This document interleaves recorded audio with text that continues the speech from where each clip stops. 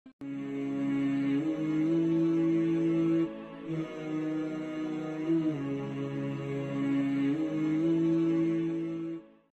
বিল্লাহি মিনাশ শাইতানির রাজীম। বিসমিল্লাহির রহমানির রহিম। আমার প্রিয় দর্শক ও শ্রোতাবৃন্দ, আসসালামু আলাইকুম ওয়া রাহমাতুল্লাহি ওয়া বারাকাতুহু। আপনাদের সকলকে আমাদের ইউটিউব চ্যানেল ইসলাম ইন বাংলায় স্বাগতম জানাই।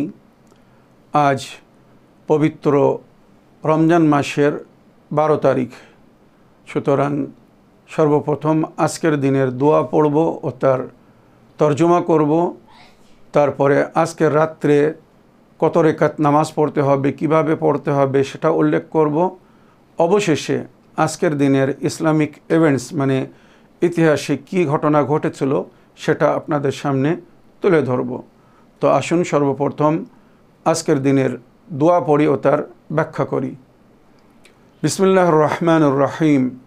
আল্লাহুম্মা যায়্যিননি ফীহি বিস-সিতরি ওয়াল আফাফ ওয়াস্তুরনি ফীহি বিলিবাসিল কুনুই ওয়াল কিফাফ ওয়াহমিলনি ফীহি আলাল আদলি ওয়াল ইনসাফ ওয়া আমিননি ফীহি মিন কুল্লি মা আখাফ বিইসমাতিকা ইয়া ইসমাতাল খায়েফিন। হে প্রতিপালক আল্লাহ রাব্বুল আলামিন, আমাকে আজকের দিন সৌন্দর্যতা দান করুন, জিনাত দিন পর্দা ও পাক দামানির মাধ্যমে, অর্থাৎ আমার পাপকে গোপন রাখুন। আমি যদি কোনো ভুল করে থাকি তো সেটা যেন আজ প্রকাশ না হয়। আর আমাকে পাক দামান হওয়ার তৌফিক দান করুন, অর্থাৎ আমি কোনো অন্যায় বা পাপ করে নিজের জীবনকে যেন দাগদার না করি। আল্লাহুম্মা যায়্যিননি ফীহি বিস-সিতরি ওয়াল আফাফ ও বিস-সিতরি ওয়াল আফাফ মানে পর্দাপোশি এবং পাক দামানির মাধ্যমে আমাকে সৌন্দর্যতা দান করুন। ওয়াস্তুরনি ফীহি বিলিবাসিল কুনুই ওয়াল কিফাফ, আর আমাকে আজ ঢেকে নিন কিসের মধ্যে? বিলিবাসিল কুনুই ওয়াল কিফাফ, কেনাআতের পোশাকের মধ্যে, এবং খুদদারি আত্মসম্মান বজায় রাখার জন্যে আমাকে আজ এমন পোশাক দান করুন আমি যেন কারোর কাছে হাত না পাতি। আমাকে আপনি যেটা দিয়েছেন আমি যেন তার উপরেই সন্তুষ্ট হই, খুশি ও রাজি থাকি। আর আমার খুদদারি মানে আত্মসম্মান যেন আঘাত না পায়। মানুষ যখন অন্য কারোর কাছে হাত পাতে, কিছু দাবি করে, কিছু চায়, তো তার আত্মসম্মান আঘাত পায়। তো আল্লাহ আমাকে আজ এমন লেবাস পোশাক দান করুন যেটা আমার আত্মসম্মানকে ঢেকে রাখবে, বজায় রাখবে, এবং আমি যেন কেনাত করতে পারি, অর্থাৎ আপনি আমাকে যেটা আজকে দিয়েছেন আমি তার উপরে সন্তুষ্ট হয়ে যেন রাজি খুশি থাকি। ওয়াহমিলনি ফীহি আলাল আদলি ওয়াল ইনসাফ, আর আজ আমাকে অন্যদের সঙ্গে আদল ইনসাফ করার তৌফিক দান করুন। আল্লাহ রাব্বুল আলামিন, আমি যেন কারোর সঙ্গে অন্যায় অবিচার না করি, আমি যেন সকলের সঙ্গে আদল ইনসাফ করতে পারি, আমাকে সেই তৌফিক দান করুন। ওয়া আমিননি ফীহি মিন কুল্লি মা আখাফ, আর আজ আমাকে ওই সমস্ত জায়গা থেকে নিরাপত্তা বা শান্তি দান করুন যেখান থেকে আমি ভয়ভীত, বা যেখান থেকে আমার আশঙ্কা আছে, ভয় আছে যে আমাকে অমুক লোক ক্ষতি করবে, অমুক জায়গা থেকে আমার ক্ষতি হবে। আমাকে সেখান থেকে নিরাপত্তা দান করুন, আমাকে শান্তি দান করুন। ওয়া আমিননি ফীহি মিন কুল্লি মা আখাফ বিইসমাতিকা ইয়া ইসমাতাল খায়েফিন, আপনার ইসমাতের মাধ্যমে, আপনার পবিত্রতা এবং সম্মানিত যে স্থান আপনি দান করেন এবং আপনি যার ইচ্ছা তার রক্ষা করেন, তো আপনার ওই রক্ষার মাধ্যমে আজ আমার রক্ষা করুন। আপনি তো সমস্ত ভয়ভীত বান্দাদের রক্ষা করেন, যারা আল্লাহর ভয় করে, যারা মুত্তাকি, আল্লাহ রাব্বুল আলামিন তাদের রক্ষা করেন, তাদের হেফাজত করেন। তো আল্লাহ, আপনি আপনার ইসমাতের মাধ্যমে আজ আমার রক্ষা করুন, আমার হেফাজত করুন।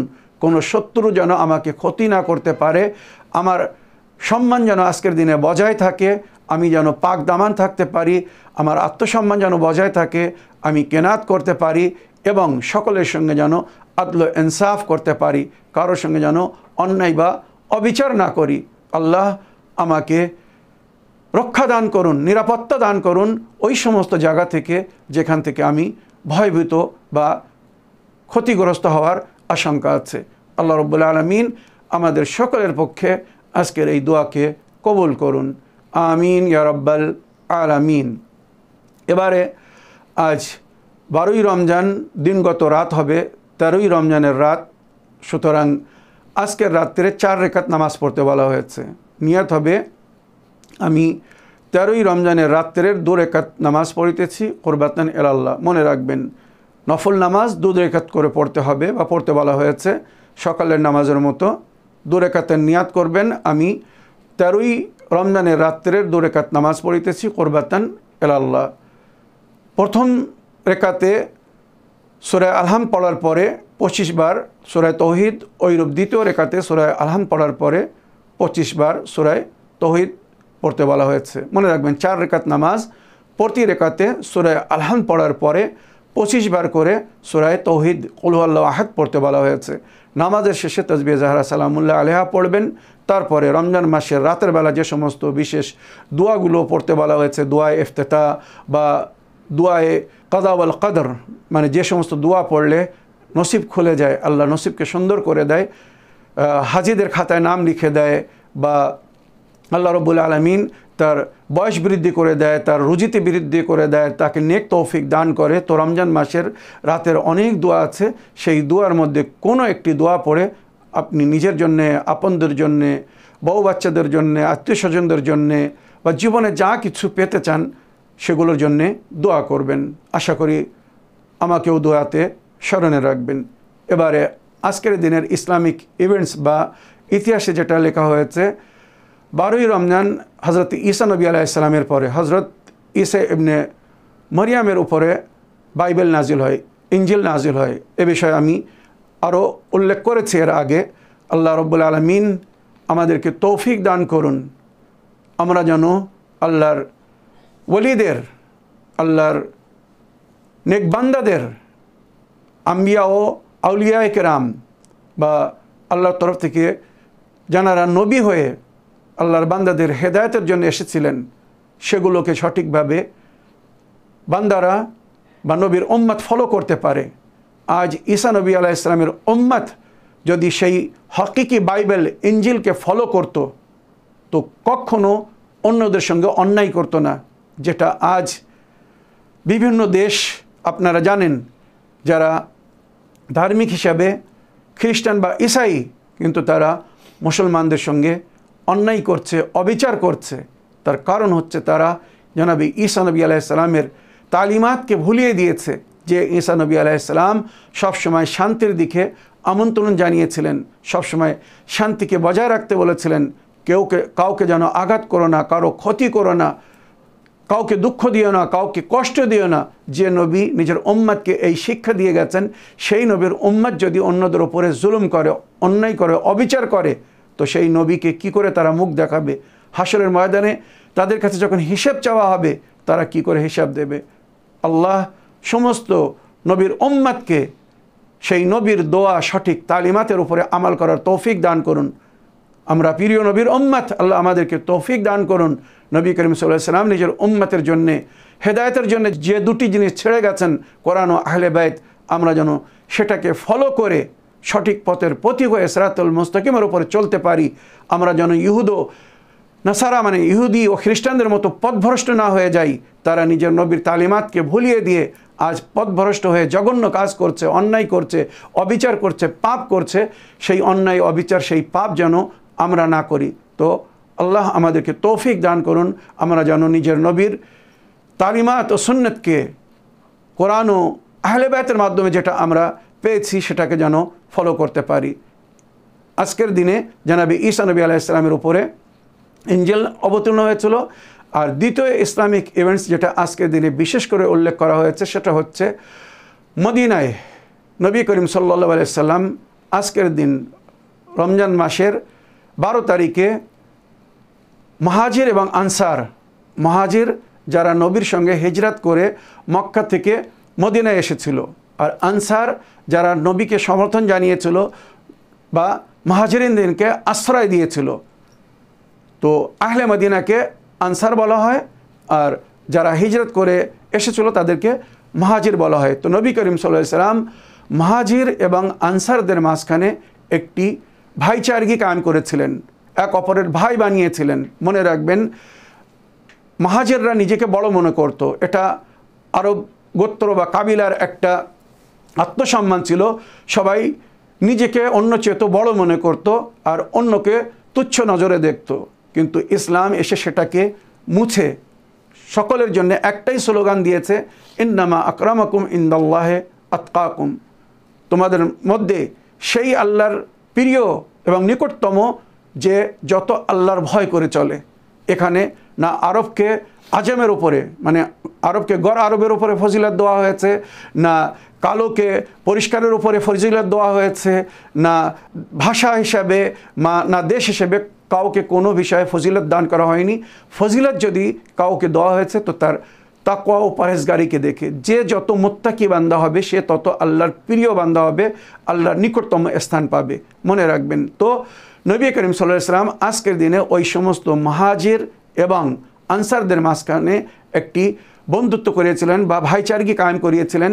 যারা বলছিল, মানে মুহাজির বলছিল যে আমরা আনসারদের চেয়ে তো উত্তম, কেননা আমরা নবীর সঙ্গে এসেছি আর আমরা আগে ঈমান এনেছি, তারপরে তোমরা ঈমান এনেছো, মানে মদিনাবাসীদেরকে তারা এইভাবে বলছিল। আর মদিনাবাসীরা বলছিল না, আমরা উত্তম, কেননা আমরা আপনাদেরকে আশ্রয় দিয়েছি, আপনারা আমাদের মেহমান হয়েছেন, আমরা মেজবান, আল্লাহ আমাদেরকে এই সম্মান দান করেছে, আমরা উত্তম। বা যুদ্ধে যাওয়ার সময় মুহাজিরিনরা বলতো আনসাররা আগে যাবে, কেননা এরা মদতগার হয়েছে, নবীর মদত করেছে, তো সুতরাং যুদ্ধের ময়দানেও মদত করার জন্য এদেরকে আগে যেতে হবে। তো মুহাজিররা নিজেকে বাঁচানোর চেষ্টা করত। এই সমস্ত মতভেদকে দেখে, এই ধরনের আরও অনেক কিছু ছিল, সেইগুলোকে দেখে আল্লাহর হুকুম হলো যে ইন্নামাল মুমিনুনা ইখওয়া ফাসলু বাইনা ইখওয়াইকুম। মুমিনরা আপোষে এক অপরের ভাই, এদের মধ্যে যদি কোনো মতভেদ হয় তো সেটাকে সুলহ করিয়ে দিন, সুলহ করতে বলুন, আপোষে মিলমিশ করে মিটমাট করে জীবনযাপন করতে বলুন। তো নবী করিম সাল্লাল্লাহু আলাইহি ওয়াসাল্লাম আসহাব যারা মুহাজির ছিল বা আনসার ছিল তাদেরকে এক জায়গায় করেছিলেন। আর এক জায়গায় করার পরে মনে রাখবেন, যেটা ইতিহাসে লেখা হয়েছে, 90 জন সাহাবী ছিলেন, 45 জন মুহাজির মক্কা থেকে যারা মদিনায় এসেছিল, আর 45 জন আনসার যারা মদিনায় স্বাগতম জানিয়েছিল। 90 জনকে এক জায়গায় করে নবী করিম সাল্লাল্লাহু আলাইহি ওয়াসাল্লাম আজকের দিনে আনসারের হাতকে মুহাজিরের হাতে দিয়েছিলেন, বা এক মুহাজিরের হাতকে এক আনসারের হাতে দিয়ে আকদে উখওয়াত পড়িয়েছিলেন। মানে তোমরা এক অপরের ভাই, আজ থেকে কেউ কারোর সঙ্গে কোনো প্রকারের শত্রুতা করবে না, দুশ্মনী করবে না, এক অপরকে পছন্দ করবে, এক অপরকে ভালোবাসবে, এক অপরের সঙ্গে সহযোগিতা করবে। এইভাবে সুন্দরভাবে একটি পরিবেশ তৈরি করিয়ে দিয়েছিলেন। তারপরে আসহাব ও আনসার বা আনসার ও মুহাজিরিনরা এত সুন্দরভাবে জীবনযাপন করছিল, সবাই এক অপরের সঙ্গে সমস্ত প্রকারের কোঅপারেশন করছিল, সাপোর্ট করছিল, কোনো জিনিসের অভাব হলে সে এক অপরের জন্য পুরো করছিল, মানে আপন মার পেটের ভাইয়ের মতো একটা সম্পর্ক গড়ে দিয়েছিলেন। তো আজকের দিনে নবী করিম সাল্লাল্লাহু আলাইহি ওয়াসাল্লাম আসহাব ও আনসার, মানে আনসার এবং মুহাজিরিনদের মাঝখানে একটা সুন্দর ভাই বন্ধুর সম্পর্ক গড়ে দিয়েছিলেন। তো নবী করিম সাল্লাল্লাহু আলাইহি ওয়াসাল্লাম এর আগেও মক্কায় কিন্তু নিজের সাহাবীদের মধ্যে এমন বন্ধনে বেঁধিয়ে দিয়েছিলেন, তারপরে মদিনায় এসেও এটাকে দ্বিতীয়বার এই বন্ধনে বেঁধেছিলেন। আর গাদির খুমের ময়দানে মাওলা আলী আলাইহিস সালামের বিলায়েতের পরেও কিন্তু এই ঘটনা ঘটেছিল। সকলকে মাওলা আলীর হাতে হাত দিয়ে বায়াত করিয়ে তারপরে বন্ধুত্ব বা ভাইচারিকের ঘোষণা করেছিলেন।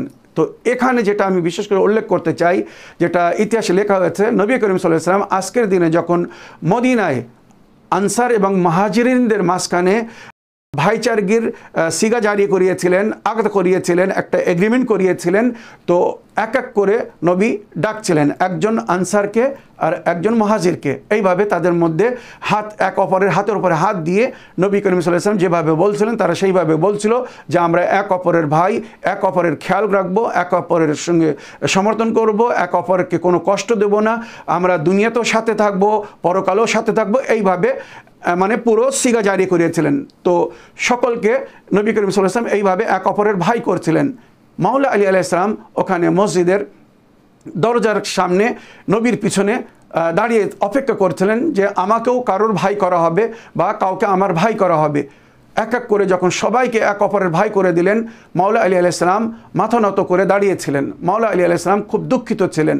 নবী করিম সাল্লাল্লাহু আলাইহি ওয়াসাল্লাম যখন ডান দিকে তাকিয়ে দেখলেন তো মাওলা আলী আলাইহিস সালামকে খুব দুঃখিত দেখলেন। তখন মাওলা আলী আলাইহিস সালামকে জিজ্ঞাসা করলেন, আয় আলী, তুমি দুঃখিত কেন? তোমার চেহারার উপরে একটা বেদনা দেখা যাচ্ছে, কষ্ট দেখা যাচ্ছে। তখন মাওলা আলী আলাইহিস সালাম বললেন, আয় আল্লাহর নবী, আপনি সকলকে ডেকে এক অপরের ভাই করিয়ে দিয়েছেন, কিন্তু আমাকে কারোর ভাই করেননি, আমাকে কারোর সঙ্গে আকদে উখওয়াত করাননি। নবী আল্লাহ, আমার কি কোনো ভুল হয়েছে বা আমি কি কোনো ভুল করেছি?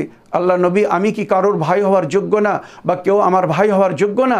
যেই মাওলা আলী এই কথা বলেছেন তখন নবী করিম সাল্লাল্লাহু আলাইহি ওয়াসাল্লাম মাওলা আলীকে নিজের কাছে ডাকলেন, হাত ধরে মাওলা আলীকে নিজের বুকের সঙ্গে জড়িয়ে ধরে বললেন, আয় আলী, এদের মধ্যে কেউ যদি তোমার ভাই হওয়ার যোগ্য হতো আমি তোমাকে তার ভাই করতাম বা তাকে তোমার ভাই হতে বলতাম, তোমার হাতে হাত দিয়ে আকদে উখওয়াত বা উখওয়াতের সিগা পড়াতাম। আমি জানি আলী, এই দুনিয়ায় তোমার ভাই হওয়ার যোগ্য যদি কেউ থেকে থাকে তো আমি স্বয়ং নবী, বা আমার যদি এই দুনিয়ায় কেউ হকিকি ভাই হওয়ার যোগ্য থেকে থাকে সেটা হচ্ছে তুমি।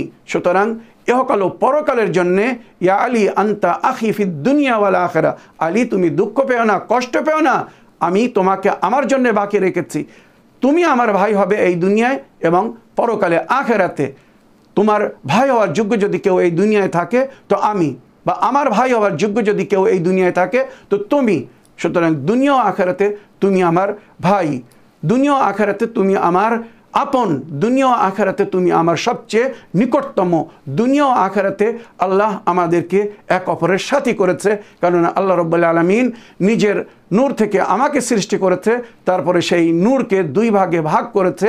আনা ওয়া আলী মিন নূরিন ওয়াহিদ, আমি এবং আলী একই নূরের দুই টুকরো। এটা কিন্তু নবীর হাদিস। সুতরাং এইভাবে নবী আলাইহিস সালাম মাওলা আলীর হাতকে নিজের হাতের উপরে নিয়ে আকদে উখওয়াত পড়েছিলেন আর সমস্ত সাহাবীদেরকে বলেছিলেন, মনে রেখো তোমরা এক অপরের ভাই, আর দুনিয়া ও আখিরাতে আমার ভাই হচ্ছে হযরত আলী আলাইহিস সালাম।